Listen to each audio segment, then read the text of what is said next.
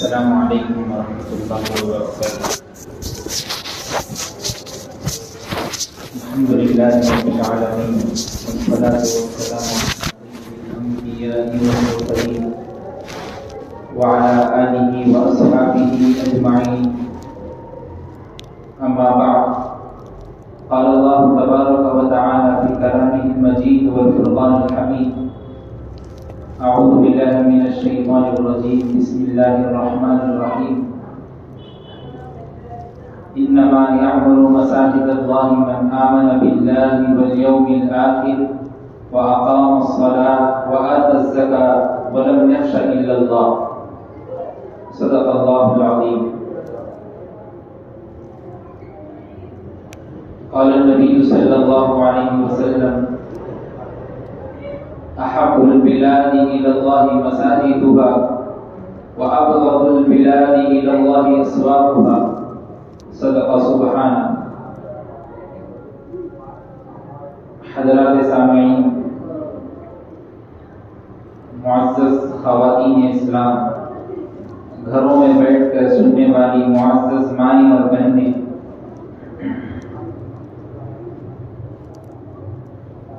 اللہ تبارک و تعالیٰ کا یہ دستور رہا ہے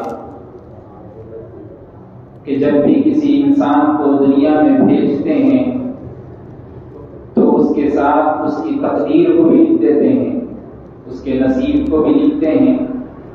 کسی کا نصیب اچھا ہوتا ہے تو کسی کا نصیب برا ہوتا ہے، برے والے کا نصیب بھی آگے جا کے اچھا ہی ہوتا ہے، اس لیے کہ قرآن مجید کی وہ آیت ہمارے سامنے موجود ہے، ان مع العسر یسرا، ہر پریشانی کے بعد آسانی۔ اور اللہ کے رسول صلی اللہ علیہ وسلم کے حالات کو، سیرت کو، اخلاق کو، عادات کو جب ہم سنتے ہیں، مطالعہ کرتے ہیں، کسی کا بیان ہم سنتے ہیں، تو اس میں بھی اللہ کے رسول صلی اللہ علیہ وسلم کی مشقتیں، آپ کے اوپر ہونے والی تکالیف کو پہلے بیان کیا جاتا ہے، اس کے بعد آپ کے ساتھ ہونے والے احسانات، اللہ تبارک و تعالیٰ کے احسانات۔ اسی مکہ کے لیے اللہ کے رسول صلی اللہ علیہ وسلم نے رو رو کر، گڑ گڑا کر دعائیں مانگی تھی، لیکن ایک دور ایسا بھی آیا تھا کہ آپ نے فتح مکہ کے دن پرچم لہرایا تھا اسلام کا۔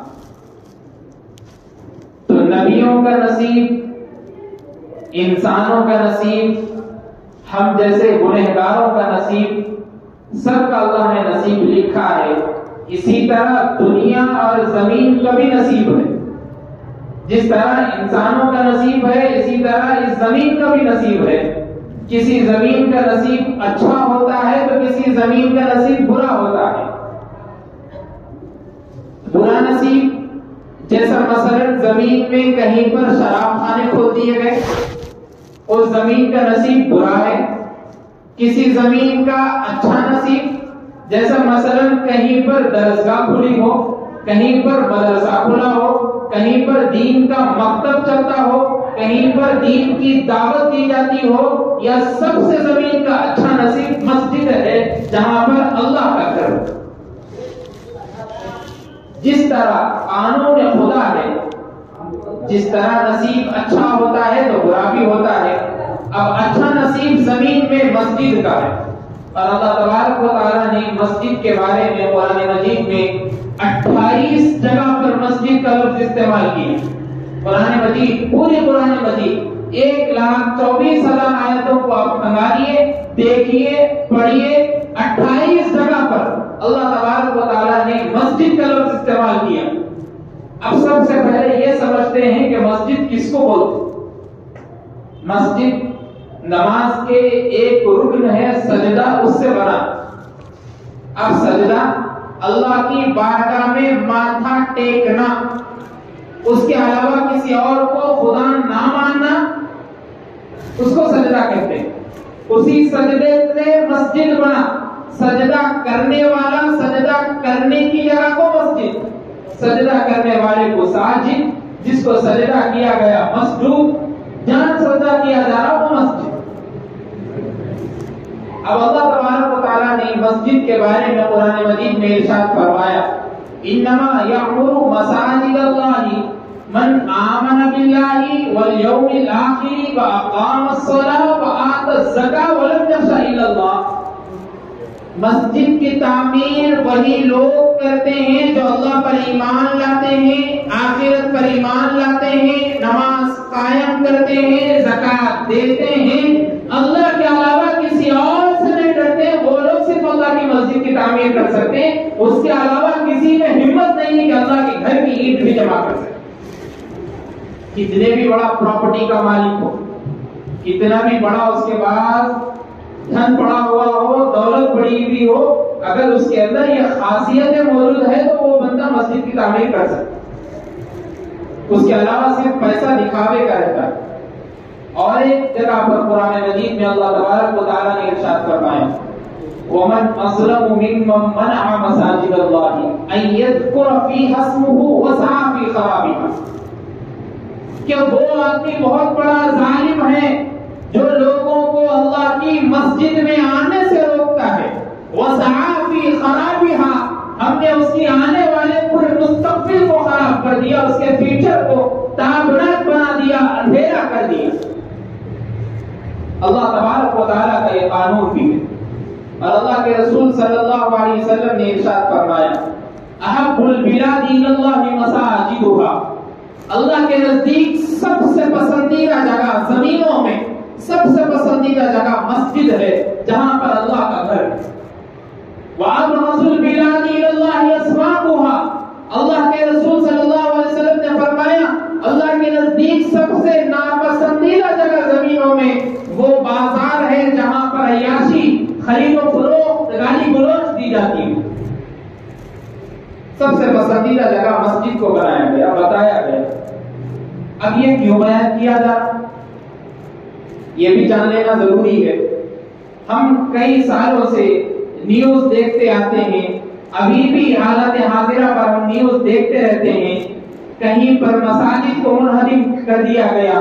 گیان واپی کی وہ مسجد جو ہمارے رونگٹے کھڑے کر دینے والا واقعہ منظر عام پر نیوز میں موجود تھا، جس کے فوارے کو طرح طرح کا نام دے کر لوگوں نے وہاں کے پروپیگنڈا استعمال کر کے بتایا، اور اس میڈیا کا خطرناک زہریلا فوار ہمارے تک پہنچ گیا اور آنے والی نسلوں کو مسجد سے دور کرنے کے لیے ان لوگوں نے کئی پرانی مساجد کو اور رضیب علیہ الرحمہ کی بنائی ہوئی تاریخی مساجد کو منہدم کرنے کے لیے تیار ہو گئے. لیکن مسلمان صرف نام کا مسلمان ہو گیا، اس کے کان میں جوں تک نہیں رینگری کہ وہ مساجد کی پراپرٹی کو ایسے ہر طریقے سے اپنائے اور ایسا مضبوط کر کے رکھے کہ اگر کوئی گورنمنٹ کا اپلائی اس کے پاس آ جائے تو مساجد کے پیپرز کو دکھا کر بتائے کہ یہ میری مسجد ہے، یہ اللہ کے گھر کے لیے میں نے وقف کر دی ہے. مسلمانوں کے پاس اس قسم کے کوئی آپ بتائیے ایسے موجود ہے کہیں پر بھی؟ شمشاباد کی اس مسجد کا واقعہ حال میں ہی 2-3 مہینے پہلے موجود واقعہ پیش آیا تھا. مسجد کو منہدم کر دیا گیا. یو پی میں کئی مساجد کو توڑ دیا گیا. مہاراشٹر کے واقعے ہمارے سامنے موجود ہیں. یہ کیوں ہو رہا ہے؟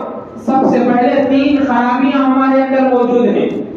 ہم مسجد کو ویران کرنے کے لیے لگے ہوئے ہیں، کبھی آباد کرنے کے واسطے لگے نہیں ہیں.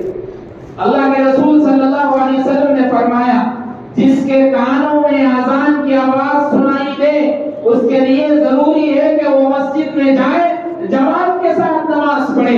علامہ عینی رحمہ اللہ نے اس حدیث کے ضمن میں لکھا اس کے لیے مسجد میں جا کر نماز جماعت کے ساتھ پڑھنا شرط ہے. اگر کسی بندے نے نماز مسجد میں ادا نہیں کی اس کی نماز بھی ادا نہیں ہوئی. کئی لوگ مساجد کے بازو گھر رہتے ہیں، ٹی وی اس میں شامل ہے، ٹی وی دیکھنے میں لگے ہوئے ہیں. مسجد میں مؤذن صاحب نے اذان دی، ٹی وی کی اذان کم ہوئی، پھر مسجد میں مؤذن صاحب کی اذان ختم ہوئی، ٹی وی کی اذان شروع، ٹی وی کی آواز شروع ہو گئی. پورے بچوں کو فیملی کے ساتھ ٹی وی دکھا رہے ہیں. کسی کے ذہن میں یہ بات نہیں گھوم رہی کہ اللہ مسجد کی طرف بلاتا ہے. مسجد کو آباد کرنے کے لیے ہمارا جانا ضروری ہے. ہم مسلمان ہونے کی گواہی ایسے دیتے ہیں، کسی کے کانوں میں یہ بات نہیں پہنچتی، اس لیے مسجدیں ویران پڑی ہے۔ آپ جائیے گاؤں دیہاتوں میں جائیے، جہاں پر چھوٹے چھوٹے گاؤں موجود ہوتے ہیں، فجر کی نماز آپ پڑھنے کے لیے جاتے ہیں تو صرف امام صاحب، وہی مؤذن صاحب، انہیں کبھی کبھی نماز پڑھ لیتے، انہیں کبھی کبھی اذان دے لیتے، ایک مصلی کوئی اللہ کا بندہ رہتا ہے جو مول صاحب کی عزت کرتا، ادب کرتا، اور مول صاحب کے فون کرنے میں فجر کی نماز کے لیے اٹھ کے آ کے مول صاحب کے ساتھ نماز پڑھتے۔ بقیہ کوئی گاؤں دیہاتوں میں، اور حال یہ ہو گیا کہ ہماری حیدرآباد سٹی جیسے ماحول میں لوگ فجر کی نماز میں ابو ایمل کی وہ رپورٹ آپ دیکھیے جا کر، تقریباً نامپلی کی مسجد اطراف میں کہیں بتایا گیا 4 مصلی موجود ہیں مسجد میں فجر کی نماز کے لیے، بقیہ پورے مسلمان کہاں ہیں؟ آس پاس رہنے والے پوری مسلم طبقہ ہے، پوری مسلم کمیونٹی ہے، پورے مسلم لوگ ہیں، پورا مسلم معاشرہ ہے، پڑھنے والے نمازی نہیں ہے، اسی لیے مسجدیں ویران پڑی ہے۔ اسی لیے نیوز اینکروں کا حال یہ ہو گیا ہے کہ وہ آتے ہیں، کوئی نہیں دکھائی دیتا مسلم، اور معاشرے کو بدنام کرنے کے لیے اس مسجد کو منہدم کرنے کے واسطے تیاری میں لگے رہتے۔ سب سے پہلا برا حال ہمارا ہے، ہم نے مسجدوں کو ویران کر دیا۔ اور دوسری جگہ جہاں پر مساجد کو بنانے کی بات آتی ہے، ہمارا ہاتھ پیچھے ہٹ جاتا ہے۔ مساجد کی تعمیر کے لیے جہاں بات آ گئی، ہمارے ہاتھوں کو ہم نے پیچھے چھوڑ دیا۔ وہی چیز اگر کہیں پر فنکشن ہالوں میں خرچ کرنا ہے، اپنے کسی اور دوستوں میں خرچ کرنا ہے، تو پیسہ ایسا ہاتھ سے زیادہ پوچھنا نہیں، اور وہی اللہ کی گھر کے لیے تعمیر کے لیے 10 روپے مسجد کے لیے نکلتے ہیں تو فخر سے ایسا کہتے ہیں کہ میں مسجد کا یہ چندہ ہے، میں دے کر آیا ہوں۔ ارے تم کیا چندہ دیتے؟ اللہ کا گھر بنانے کے لیے، اللہ کا گھر تعمیر ہو رہا ہے، مساجد اللہ کی سجدہ کرنے کی جگہ تیار ہو رہی ہے، تمہاری اوقات کو اللہ نے بلند کر دیا کہ تمہارے جیب سے 10 روپے نکالے، ورنہ اللہ کو چاہے تو اللہ یہ بھی کر سکتے ہیں، تمہیں گھر میں بٹھا کر پالس جیسی بیماری میں مبتلا کر کے کسی اور لوگوں سے پیسہ دلا کر مسجد بھی بنائی جا سکتی ہے، لیکن تمہاری شان کو بڑھانے کے لیے اللہ نے ایسا کام کر کے آپ اللہ کے رسول صلی اللہ علیہ وسلم کی اس حدیث کو بھی سنیے۔ اللہ کے رسول صلی اللہ علیہ وسلم نے فرمایا، جو آدمی مسجد کے لیے، چاہے نماز پڑھنے کے لیے ہو، چاہے دین کی دعوت کے لیے ہو، چاہے اسلام کا کوئی فرض سننے کے لیے ہو، چاہے رسول اللہ صلی اللہ علیہ وسلم کی سنتوں کو سننے کے لیے ہو، یا کوئی بھی چیز ہو یا بیان سننے کے لیے ہو، اللہ کے رسول صلی اللہ علیہ وسلم فرماتے ہیں جو بندہ گھر سے مسجد کی طرف نکلتا ہے اس کے ہر قدم پر نیکی لکھی جاتی ہے۔ اور اللہ کے رسول صلی اللہ علیہ وسلم نے آگے فرمایا جب وہ بیانات یا نمازیں وغیرہ پڑھ کے سن کے مسجد سے گھر کے لیے نکلتا ہے تو اس کے ہر قدم پر نیکی لکھی جاتی ہے۔ سبحان اللہ، غور کریے، مسجد کو آنے کا ثواب ایسا بتایا گیا، مسجد میں بیٹھنے کا ثواب ایسا بتایا گیا، اور وہی مساجد کی پراپرٹی کو اپنے نظر انداز، اپنے ماحول میں لینے کے لیے، اپنی گرفت میں لینے کے لیے، جھوٹے گواہی دینے کے واسطے ججوں کے پاس، وکیلوں کے پاس گھومتے رہتے ہیں۔ مسجد کا کیسا حصہ میرے ذمہ آ جائے، یہ کام لگے ہوئے اپنے مسلمان ہیں۔ اور اللہ کے رسول صلی اللہ علیہ وسلم نے فرمایا کسی کا ظلم کرتے ہوئے ناحق کسی نے 1 انچ بھی، 1 ٹکڑا بھی کسی کے زمین میں سے، پراپرٹی میں سے کھا لیا، اللہ کے رسول صلی اللہ علیہ وسلم فرماتے ہیں 7 زمینوں کے اتنا وزن اس کے گلے میں توق پہنا کر ڈال دیا جائے گا۔ سوچئے، ایک وزن، 1 کنٹل سے زیادہ وزن کوئی انسان نہیں اٹھا سکتا، 7 زمینوں کے برابر کا وزن کہاں سے اٹھا سکتا ہے؟ اور ایک روایت میں حضرت جابر بن عبداللہ سے مروی ہے، فرماتے ہیں، نسائی شریف کی روایت ہے، اللہ کے رسول صلی اللہ علیہ وسلم نے فرمایا جس نے کسی کا ناحق کسی زمین کو مان لیا، یا 1.5 انچ بھی کسی کی زمین مان لی، اللہ کے رسول صلی اللہ علیہ وسلم نے فرمایا اس کو کبھی جنت میں داخل نہیں کیا جائے۔ ایسے کلمات اللہ کے رسول صلی اللہ علیہ وسلم کی زبان مبارک سے نازل ہوئے، ایسے کلمات اللہ کے رسول صلی اللہ علیہ وسلم نے امت کو سکھائے، بتائے، لیکن اس کے باوجود بھی آپ جائیے، کورٹوں میں جائیے، وکیلوں کے پاس جائیے، کئی پراپرٹی کے مساجد کے پیپر پڑے ہوئے ہیں کہ یہ میری ہے، یہ میری ہے، یہ میری ہے۔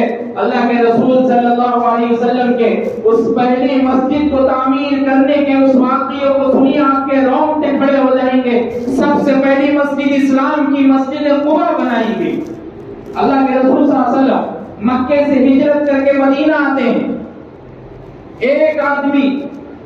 کسی ایک ایریے سے دوسری ایریے کی طرف جاتا ہے تو وہ یہ سوچتا ہے کہ بھائی میں فلاں حیدرآباد چھوڑ کر مہاراشٹر جیسی سرزمین پر آیا ہوں تو پہلے میں اپنی رہائش کے لیے سوچوں گا، میں پہلے اپنے گھر کی تعمیر کروں گا، میں اپنے گھر کے لیے سوچوں گا، میں پہلے اپنے بچوں کو رکھوں گا، میں پہلے اپنے اہل خانہ کو رکھوں گا۔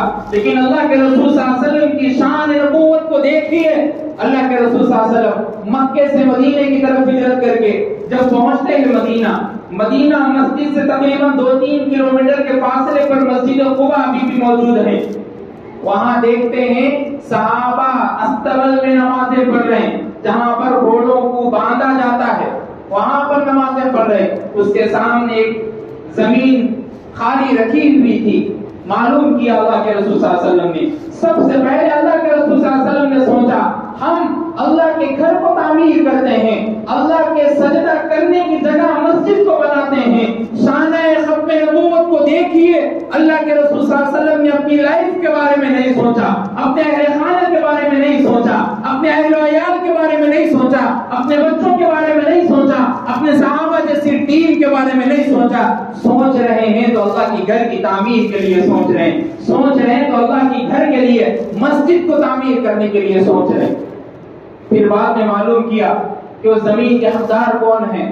معلوم ہوا کہ 2 لڑکے ہیں جن کا نام سہیل اور سہیل ہیں، معصوم بچے ہیں۔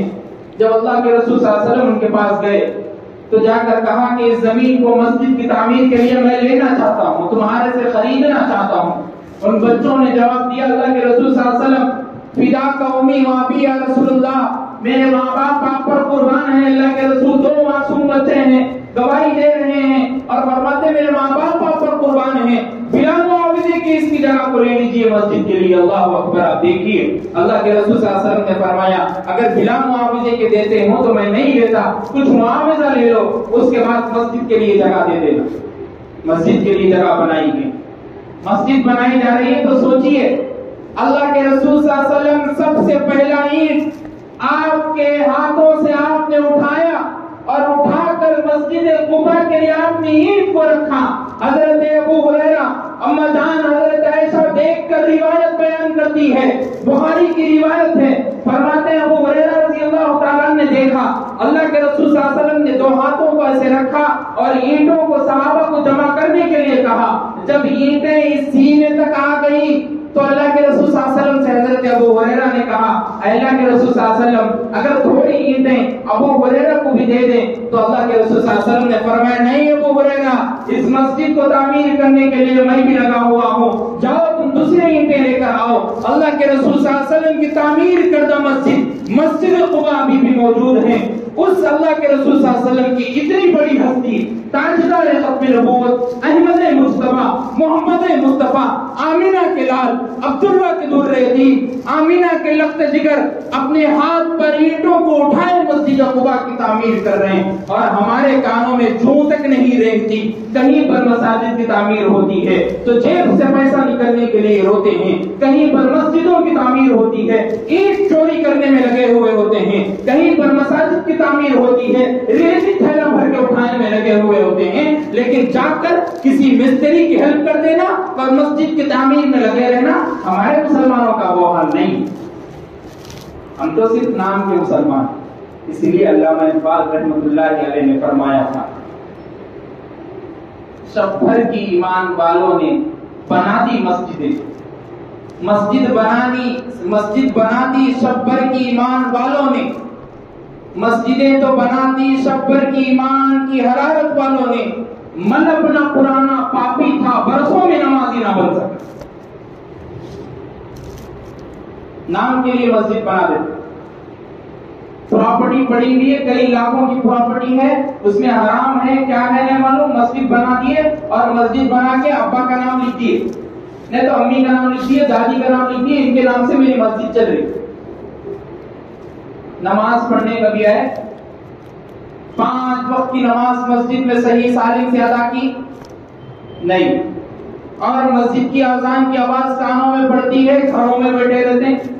اب اللہ کے رسول صلی اللہ علیہ وسلم کے صحابہ کی جماعت کو دیکھیے، حضرت عبداللہ ابن مکتوم رضی اللہ تعالیٰ نابینا صحابی ہے، شان نزول جن کے لیے سورہ عبس نازل ہوئی، عبس و تولی ان جاءہ اے نبی آپ کے پاس ایک اندھا تشریف لایا ہے. اسی اندھے کو عبداللہ ابن مکتوم سے تعبیر کیا گیا کہ وہ عبداللہ ابن ام مکتوم تھے, نابینا صحابی تھے, لیکن آپ جلیل القدر صحابہ میں سے آتے ہیں. آپ کی ایمان کی حرارت صحابہ نے دیکھی تھی.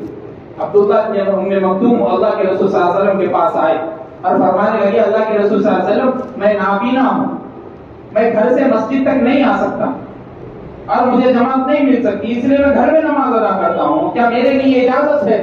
اللہ کے رسول صلی اللہ علیہ وسلم نے فرمایا ہاں تمہارے لیے اجازت ہے.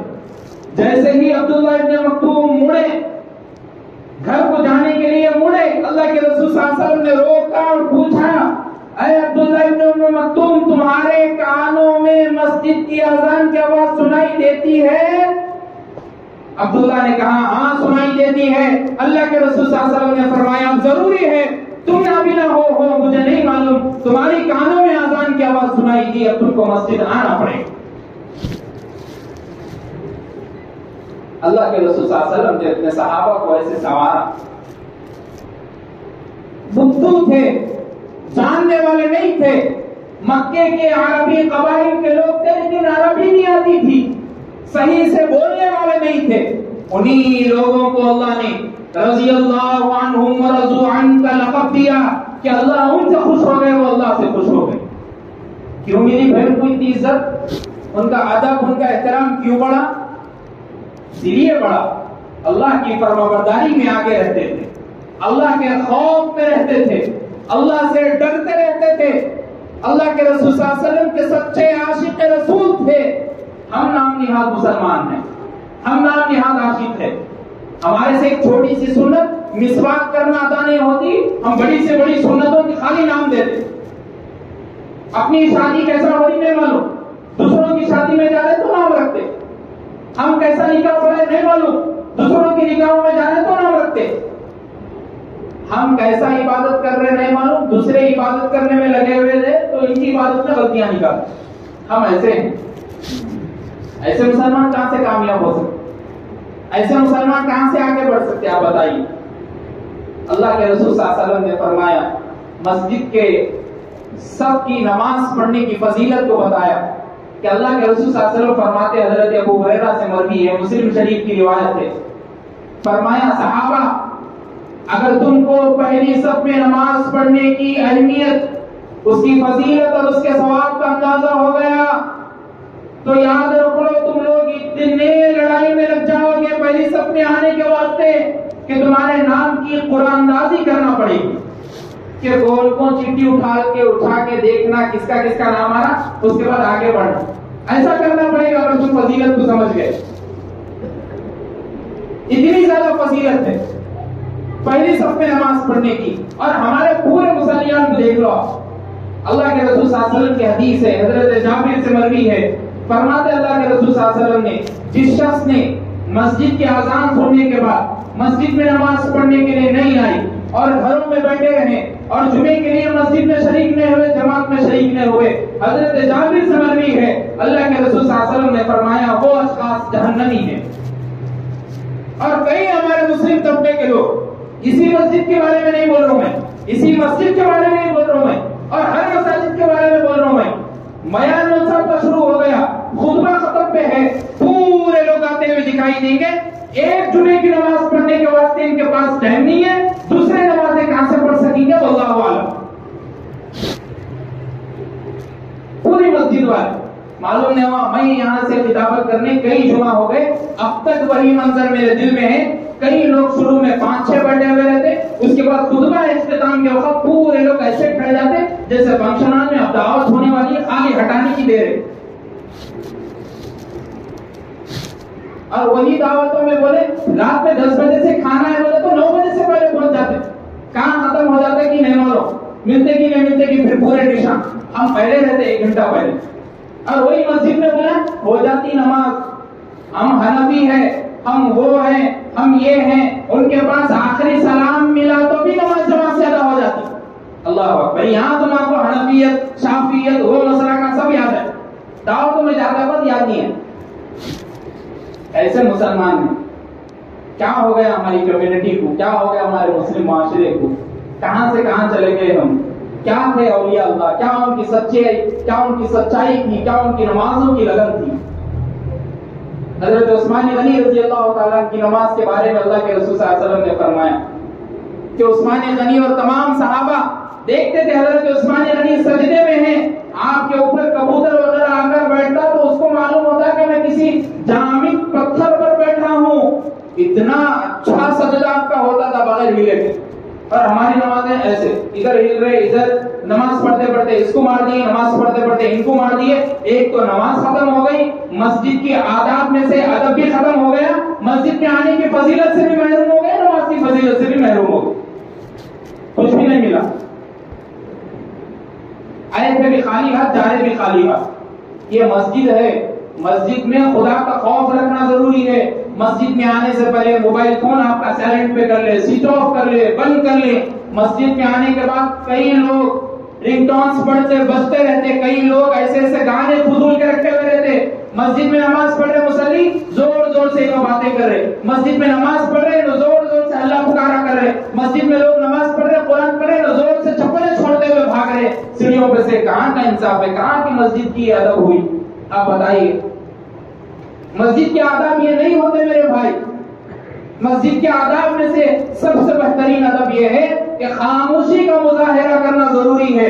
ایسے بیٹھو جیسے تم گونگے ہو، تمہیں بات کرنے نہیں آتی، ایسے بیٹھنا ضروری ہے.